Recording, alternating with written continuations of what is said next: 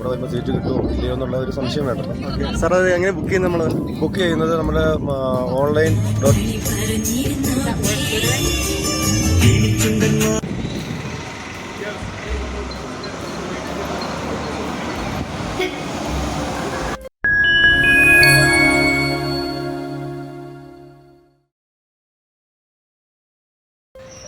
ഈ ഒരു ബസ് കാണുമ്പോൾ തന്നെ നിങ്ങൾക്ക് മനസ്സിലായിട്ടുണ്ടാവും ഞാനിപ്പോൾ എവിടെയാണുള്ളതെന്നുള്ളത്. അതെ, മൂന്നാറിലാണ്. നമ്മുടെ KSRTCയുടെ royal view double decker bus experience ആണ് ഈ ഒരു വീഡിയോയിൽ. ഇതിൻ്റെ ബുക്കിംഗ് എങ്ങനെയാണ്, ഏത് റൂട്ടിലേക്കാണുള്ളത്, ഏതൊക്കെ ദിവസമാണുള്ളത്, എത്ര രൂപയാണ് ചാർജ് വരുന്നത്, ഏതൊക്കെ റൂട്ടിലാണുള്ളത്, അങ്ങനെ തുടങ്ങി എല്ലാ വിവരങ്ങളും അടങ്ങിയിട്ടുള്ളൊരു വീഡിയോ ആണ്. വളരെ ദൈർഘ്യം കുറച്ചിട്ടാണ് വീഡിയോ ചെയ്തിരിക്കുന്നത്. 16 മിനിറ്റാണ് വീഡിയോ ഉള്ളത്. 16 മിനിറ്റും നിറയെ കാഴ്ചകളാണ്. നമുക്കേതായാലും ബസ്സിൻ്റെ കൂടുതൽ വിശേഷങ്ങളിലേക്ക് കിടക്കാം. 12:30-ക്കുള്ള ട്രിപ്പാണ് നമ്മൾ എടുത്തിട്ടുള്ളത്. അപ്പോൾ ബസ്സിലേക്ക് കയറി വരുമ്പോൾ ഒന്നാമത്തെ ഡെക്കിൽ സീറ്റുകളും ഒപ്പം തന്നെ ഒരു കോഫി വെൻഡിങ് മെഷീനും ഇവിടെ കാണാം. ഇനി രണ്ടാമത്തെ നിലയിലോട്ട് കയറുകയാണെങ്കിൽ ഈ ഒരു രണ്ടാമത്തെ നില ഫുൾ ഗ്ലാസ് കവേഡാണ്. നമ്മുടെ വിസ്താഡോം കോച്ച് ഉണ്ടല്ലോ ട്രെയിനിൻ്റെ, അതേ ഒരു ഫീൽ നമുക്കിവിടെ കിട്ടും. അതായത് 360 ഡിഗ്രി വ്യൂ നമുക്ക് ഇവിടെ ഇരുന്നുകൊണ്ട് കാണാനായിട്ട് പറ്റും. സീറ്റുകൾ പുഷ് ബാക്ക് സീറ്റുകളൊന്നുമല്ല, എങ്കിലും നമ്മുടെ സാധാരണ KSRTC ബസ്സിനെ അപേക്ഷിച്ച് നോക്കിയാൽ നല്ല ക്വാളിറ്റിയുള്ള സിറ്റിംഗ് ഒരു കംഫർട്ട് തരുന്ന സീറ്റുകളാണ് ഇവിടെ പ്രൊവൈഡ് ചെയ്തിട്ടുള്ളത്. അപ്പം 12:30 പറഞ്ഞ ട്രിപ്പ് ഏകദേശം 12:40 കൂടിയാണ് മൂന്നാർ KSRTC ബസ് ഡിപ്പോയിൽ നിന്ന് പുറത്തേക്ക് ഇറങ്ങുന്നത്. അപ്പോൾ ഇതിൻ്റെ റൂട്ട് വരുന്നതെന്ന് പറഞ്ഞിട്ടുണ്ടെങ്കിൽ ഓൾറെഡി KSRTCക്ക് മൂന്നാറിൽ ഒരുപാട് സൈറ്റ് സീയിങ് ഉണ്ട്. ഇപ്പോൾ നിലവിൽ ഈ ഒരു royal view double decker bus വന്നതോടുകൂടിയിട്ട് ഇത് മാത്രമായിട്ട് ചുരുങ്ങുന്ന ഒരു സാഹചര്യത്തിലിട്ട് മാറിയിട്ടുണ്ട്. ഇതിൻ്റെ റൂട്ട് എന്ന് പറഞ്ഞിട്ടുണ്ടെങ്കിൽ മൂന്നാറിൽ തുടങ്ങി ഗ്യാപ്പ് റോഡ് വഴി ആനിറങ്ങിലോട്ടാണ്. ഏകദേശം 30 കിലോമീറ്ററോളം ദൂരമാണ് വരുന്നത്. നമുക്ക് നമ്മുടെ ഡ്രൈവർ ഒന്ന് പരിചയപ്പെടാം. ഷിജു, നമ്മളിവിടെ ആനിറങ്ങിൽ വരെ പോകുമോ? ഡാമാ? ആ, അവിടെ പോയിട്ട് തിരിച്ചു വരും. അപ്പം പുള്ളി പറഞ്ഞ പോലെ ആനിറങ്ങിൽ വരെയാണ് ഈ ഒരു യാത്ര. അപ്പം വളരെ മനോഹരമായൊരു യാത്രയാണ്. ഗ്യാപ്പ് റോഡ് നമുക്കറിയാം, നല്ല മനോഹരമായൊരു റോഡും അതിൻ്റെ രണ്ട് വശത്തെ കാഴ്ചകൾ മനോഹരമാണ്. അപ്പോൾ അങ്ങനെയുള്ളൊരു റോഡിൽ കൂടി റോയൽ വ്യൂ ഡബിൾ ഡെക്കർ ബസ്സിൽ പോകുമ്പോഴുള്ള കാഴ്ച അതിമനോഹരമായിരിക്കും എന്ന് പ്രതീക്ഷിക്കുന്നു. നമ്മുടെ ബസ് മൂന്നാർ ടൗൺ വിട്ട് ഗ്യാപ്പ് റോഡിലോട്ട് കയറിയിരിക്കുകയാണ്. അപ്പം ഇത് ബുക്ക് ചെയ്യേണ്ട കാര്യങ്ങൾ എങ്ങനെയാണെന്നുള്ളത് ഇതിൻ്റെ തന്നെ ടൂറിസം കോർഡിനേറ്റർ നമുക്ക് ഈ വീഡിയോയുടെ അവസാനം പറയുന്നുണ്ടാകും. അപ്പം നിങ്ങൾ വീഡിയോ മുഴുവനായിട്ട് കണ്ടാൽ നിങ്ങൾക്ക് ഇതെങ്ങനെയാണ് ബുക്ക് ചെയ്യേണ്ടത് തുടങ്ങിയ മുഴുവൻ കാര്യങ്ങളും മനസ്സിലാവും.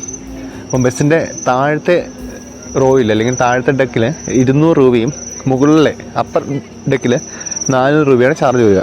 നമുക്കിത് KSRTCയുടെ തന്നെ നമ്മുടെ ഓൺലൈൻ ആപ്പ് ഉണ്ടല്ലോ, എൻ്റെ KSRTC അല്ലെങ്കിൽ എൻ്റെ KSRTC സ്വിഫ്റ്റ് നിയോ എന്ന് പറയുന്ന ആപ്പുണ്ട്. ഇത് 2 വഴി നമുക്കിത് ബുക്ക് ചെയ്യാനായിട്ട് പറ്റും.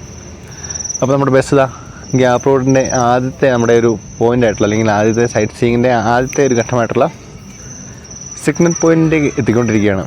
നമ്മുടെ കൂടെ തന്നെ ഒരുപാട് യൂട്യൂബേഴ്സൊക്കെ ഇപ്പോൾ നമ്മുടെ ഈ ബസ്സിൻ്റെ അകത്ത് തന്നെയുണ്ട്. അപ്പോൾ ഞാൻ മറ്റൊരു യൂട്യൂബ് സുഹൃത്തിനെ ഞാൻ കണ്ടിരുന്നു, യൂമാപ്പ് ട്രാവലർ ഈ യാത്രയിൽ നമ്മുടെ കൂടെ തന്നെ ഉണ്ട്. അപ്പോൾ നമ്മൾ സിഗ്നൽ പോയിൻ്റ് എത്തിയിരിക്കുകയാണ്.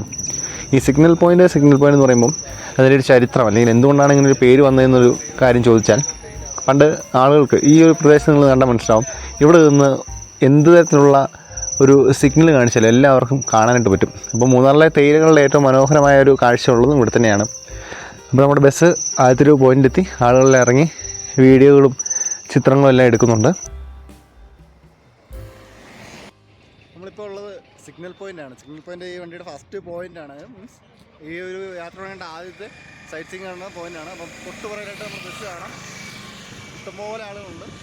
ഇതിപ്പം ഡബിൾ ഡെക്കറാണ്. അതിൻ്റെ മുകളിൽ 400 താഴെ 200 രൂപയാണ് റേറ്റ് മേടിക്കുന്നത്. അടിപൊളി കാഴ്ചയുണ്ട് ഇവിടുന്ന്. വെച്ചാൽ ഇവിടെ നിന്നുള്ള തേയിലയുടെ കാഴ്ച നല്ല ഭംഗിയാണ്. കാരണം ഇത്രയും ഭംഗിയായിട്ട് മൂന്നാറിലെ തേയില കാണാൻ പറ്റുന്ന വേറെ സ്ഥലമില്ലെന്നാണ് പറയുന്നത്. നമ്മൾ ഏതായാലും ഇവിടെ നിന്ന് ഇനി ആനയിറങ്ങൽ വരെയാണ് നമ്മൾ പോകുന്നത്. ആനയിറങ്ങൽ വരെ പോയിട്ട് തിരിച്ച് ഇതേ റൂട്ട് വഴി നമ്മൾ മൂന്നാർ എത്തുകയാണ് ചെയ്യുന്നത്. പറഞ്ഞതുപോലെ ഈ ഒരു വ്യൂ ആണ് സിഗ്നൽ പോയിൻ്റ് നമുക്ക് കിട്ടുന്നത്. ഏതായാലും ഇവിടെ നിന്ന് ഏകദേശം 5 അല്ലെങ്കിൽ 10 മിനിറ്റ് നേരമാണ് ഒരു പോയിന്റിൽ നമുക്ക് ഇവർ അനുവദിക്കുന്നത്. നമ്മൾ വീണ്ടും ബസ് മുമ്പോട്ട് പോവുകയാണ്. ദേവികുളത്തെ ഇടുക്കിയിലെയും ആദ്യത്തെ ടോൾ പ്ലാസയായ ദേവികുളം ടോൾ പ്ലാസയാണ് മുമ്പിൽ കാണുന്നത്.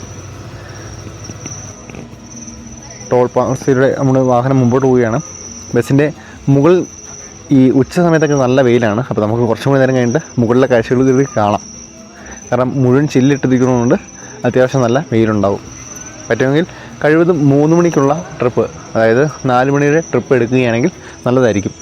4 മണി ട്രിപ്പ് പോയി തിരിച്ച് വരുമ്പോഴത്തേക്കും 7 മണിയാവും. എങ്കിൽ കൂടി നിങ്ങൾക്ക് ആ ഒരു അത്ര ചൂടില്ലാതെ നിങ്ങൾക്ക് ഈ പറഞ്ഞ മൂന്നാറിൻ്റെ കാഴ്ചകളെല്ലാം ആസ്വദിക്കാനായിട്ട് പറ്റുമെന്നാണ് എനിക്ക് തോന്നുന്നത്.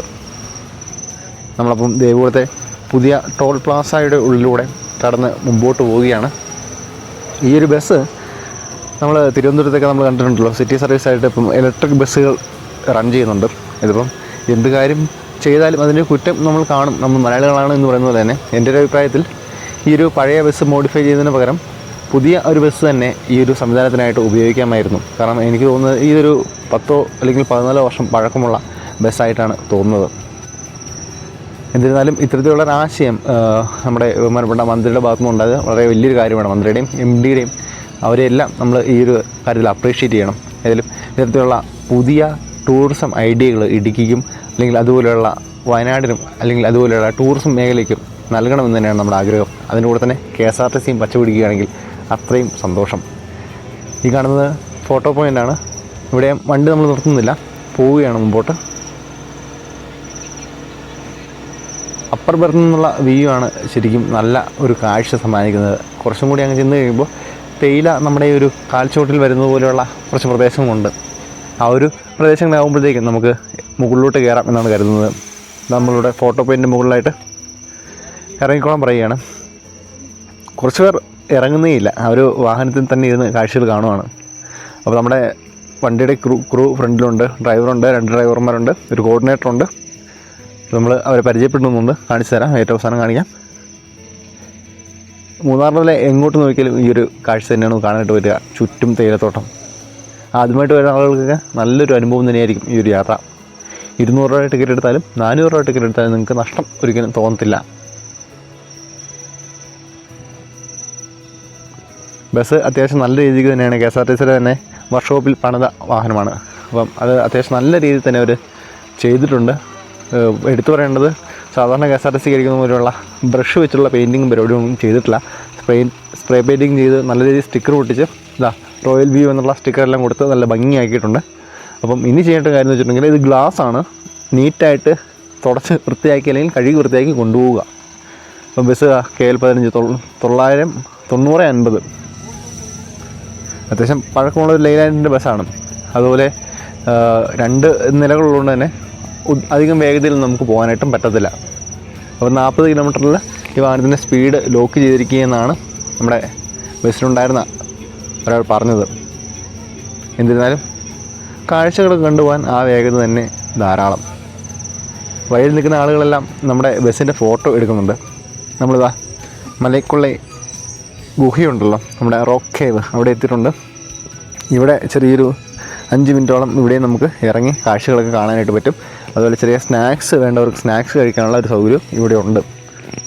അപ്പോൾ ഈ ഒരു ഗുഹയെ സംബന്ധിച്ച് പല കഥകളും ഇങ്ങനെയുണ്ട്. അതായത് തമിഴ്നാട്ടിലെ ഒരു കള്ളൻ, മലൈക്കൊള്ളൻ അല്ലെങ്കിൽ മലൈക്കള്ളൻ എന്ന് പറയുന്ന കള്ളൻ തൻ്റെ സമ്പാദ്യങ്ങളെല്ലാം സൂക്ഷിച്ചത് ഇവിടെയാണെന്നും ഇതുവഴി അദ്ദേഹം തമിഴ്നാട്ടിലോട്ട് പോയി എന്നൊക്കെ പറയുന്നുണ്ട്. എന്നാലും ഇപ്പോൾ ആളുകൾ ഇവിടെ മറ്റ് പല പരിപാടികളും, മദ്യപാനം നമുക്ക് കാണാം, ഇഷ്ടംപോലെ കുപ്പികളും സാധനങ്ങളും ഇവിടെ കിടപ്പുണ്ട്. അപ്പം റോക്ക് കേവിൻ്റെ അകത്ത് നമ്മൾ കയറി. ഇതാണ് ഒരു റോക്ക് കേവ് എന്ന് പറയുന്നത്. NH85 പുനരുദ്ധാരണം നടന്നപ്പോഴും ഈ ഒരു ഭാഗം പൊളിക്കാതെ അങ്ങനെ തന്നെ സൂക്ഷിച്ചത് വളരെ നല്ല കാര്യമാണ്. നമ്മുടെ ബസ് കിടക്കുന്ന കാണാൻ നല്ല ഭംഗിയാണ് കേട്ടോ. കാരണം കളറിൻ്റെ കാര്യം പ്രത്യേകിച്ച് എടുത്തു പറയേണ്ടത് തന്നെയാണ്. ആ നീല കളർ കൊടുത്തിരിക്കുന്നത് വളരെ ഭംഗിയുള്ളൊരു നിറമായിട്ട് തോന്നുന്നു. നീലയിൽ ഗോൾഡൻ ഡിസൈനിങ് ആണ് വന്നിരിക്കുന്നത്. അതായത് അത്യാവശ്യം നല്ല ഒരു കളർ കോമ്പിനേഷനാണ്. അപ്പോൾ നമ്മൾ പറഞ്ഞാൽ നമ്മൾ മുകളിലോട്ട് അപ്പർ ഡെക്കിലോട്ട് കയറിയിരിക്കുകയാണ്. ഡെത്ത് എന്നൊക്കെയാണ് പറഞ്ഞത്, അപ്പർ ഡെക്കിലോട്ട് കയറിയിരിക്കുകയാണ്. അപ്പർ ഡെക്കിലുള്ള കാഴ്ചകൾ നല്ല മനോഹരമാണ്. 4 വശവും ചില്ലിട്ട ഒരു ബസ്സായതുകൊണ്ട് തന്നെ നമ്മുടെ ട്രെയിനിൻ്റെയൊക്കെ വിസ്താഡോം കോച്ചുണ്ടല്ലോ, അപ്പോഴോട് വരുന്ന ആളുകളാണെങ്കിൽ നിങ്ങൾക്ക് ചൂസ് ചെയ്യാൻ പറ്റുന്ന ഏറ്റവും നല്ല ഓപ്ഷനാണ് ഈ KSRTCയുടെ royal view double decker bus. അതിൻ്റെ അപ്പർ ബർത്ത് തന്നെ ചൂസ് ചെയ്യുകയാണെങ്കിൽ നല്ലത്. പിന്നെ വെയിലിൻ്റെ കാര്യം എന്നെ പ്രാകരുത്, വെയിൽ നിങ്ങൾ സമയം നോക്കിയിട്ട് വേണം നിങ്ങൾ പോകാനായിട്ട്. പ്രൊവൈഡ് ചെയ്തിട്ടുള്ളത് രാവിലെ ഫസ്റ്റ് ട്രിപ്പ് രാവിലെ 9 മണി. രാവിലെ അല്ലേ? രാവിലെ 9 മണിക്ക് ആരംഭിച്ച് നമ്മൾ ആനിറങ്ങിപ്പോയി തിരിച്ച് ഏകദേശം ഒരു 12 മണിയോടുകൂടി തിരിച്ചു വരും. 12 മണിക്ക് ഇവിടെ വന്നതിന് ശേഷം 12:30 സെക്കൻഡ് ട്രിപ്പ്. ആ സെക്കൻഡ് ട്രിപ്പ് പോയതിന് ശേഷം വീണ്ടും ഇതേപോലെ തന്നെ ഈ റൂട്ട് പോയി മടങ്ങി നമ്മളൊരു 3:30യോടുകൂടി മടങ്ങി വരും. അതിനുശേഷം പിന്നെ തേർഡ് ട്രിപ്പ് നമ്മൾ 4 മണിക്ക് ആരംഭിക്കും. 4 മണിക്ക് ആരംഭിച്ച് 7 മണിയോടുകൂടി അവസാനിപ്പിക്കുന്ന രീതിയിലാണ്. ലാസ്റ്റ് ട്രിപ്പ് 7 മണിയാകുമ്പോൾ തീരും. 7 മണിയാകുമ്പോൾ ലാസ്റ്റ് ട്രിപ്പ്. ബുക്കിംഗ് എങ്ങനെ നേരിട്ട് എടുക്കണം? ബുക്കിംഗ് നമുക്കിപ്പോൾ നേരിട്ട് എടുക്കാം. പക്ഷേ ഇപ്പോൾ നമ്മൾ തുടങ്ങിയ സമയത്ത് തന്നെ നമ്മൾ ഓൺലൈൻ റിസർവേഷൻ സൗകര്യം ലഭ്യമാക്കിയിട്ടുണ്ട്. പാസഞ്ചറിൻ്റെ സൗകര്യമായിരുന്നു. അവർക്ക് വീട്ടിൽ നിന്ന് തന്നെ റിസർവ് ചെയ്ത് വരികയാണെങ്കിൽ അവർക്ക് കംഫർട്ടായിട്ട് വരാം. ഇവിടെ വരുമ്പോൾ സീറ്റ് കിട്ടുമോ ഇല്ലയോ എന്നുള്ള ഒരു സംശയം വേണ്ടല്ലോ. സാർ അത് എങ്ങനെ ബുക്ക് ചെയ്യുന്നത്? നമ്മൾ ബുക്ക് ചെയ്യുന്നത് നമ്മുടെ online.ksrtc.swift.com എന്ന സൈറ്റിൽ കയറുക. അത് കയറി കഴിഞ്ഞതിന് ശേഷം നമ്മൾ സാധാരണ രീതിയിൽ ഇപ്പോൾ നമ്മൾ പോകേണ്ട സ്ഥലം കൊടുക്കുന്ന സ്ഥലത്ത് നമ്മൾ ഈ Munnar royal view double decker എന്ന് കൊടുക്കുക. അതിനുശേഷം നമ്മൾ ഈ ചെന്നെത്തേണ്ട സ്ഥലം ചോദിക്കും. റോയൽ വ്യൂ ചോദിക്കുന്നിടത്ത് സൈറ്റ് സീൻ എന്നുകൂടി കൊടുത്താൽ നമുക്ക് വാഹനത്തിൻ്റെ റിസർവ് അതിൻ്റെ സൈറ്റിൽ ലഭ്യമാവും. അതിനകത്ത് അപ്പർ ആൻഡ് ലോവർ എന്ന് പറഞ്ഞിട്ട് 2 സെക്ഷനാണ് കൊടുക്കുന്നത്. പിന്നെ അപ്പറിൽ നമുക്ക് ഒരാൾക്ക് 400 രൂപയും ലോവറിൽ 200 രൂപയാണ് ഇപ്പോൾ നമ്മൾ ഫിക്സ് ചെയ്തിട്ടുള്ളത്. അപ്പോൾ അങ്ങനെ ഓൺലൈൻ ചെയ്തിട്ട് വരുന്ന ആളുകളായതുകൊണ്ട് ഇപ്പോൾ എല്ലാവരും നല്ല ഉറപ്പോട് കൂടി നിൽക്കാൻ പറ്റും. കാരണം സീറ്റ് ഉണ്ടല്ലോ, മറ്റേ നിൽക്കില്ല. അപ്പോൾ അങ്ങനെയുള്ള പ്രശ്നങ്ങൾ നമുക്ക് ഒഴിവാക്കാൻ കഴിയും.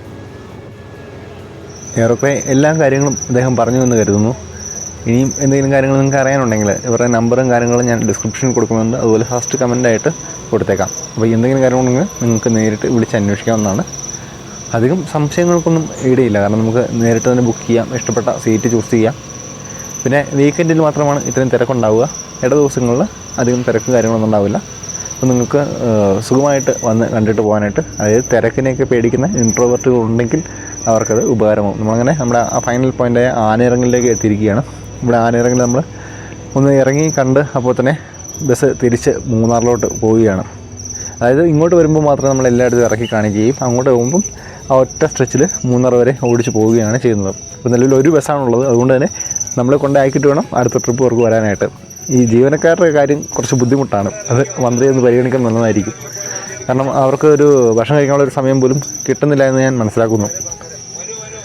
ആനയിറങ്ങലിൻ്റെ വിശാലമായ കാഴ്ചയാണ്. നമ്മൾ സ്ഥിരം കാണുന്ന ഡാമാണ്. വീട്ടിൽ നിന്ന് ഏകദേശം 3 കിലോമീറ്റർ അപ്പുറമുള്ള ഡാമാണ്. എങ്കിൽ പോലും ഈ ഒരു ബസ്സിൽ വന്നിറങ്ങുമ്പം ആനയിറങ്ങൽ മനോഹരമാണ് എന്ന് പറയാതെ വയ്യ.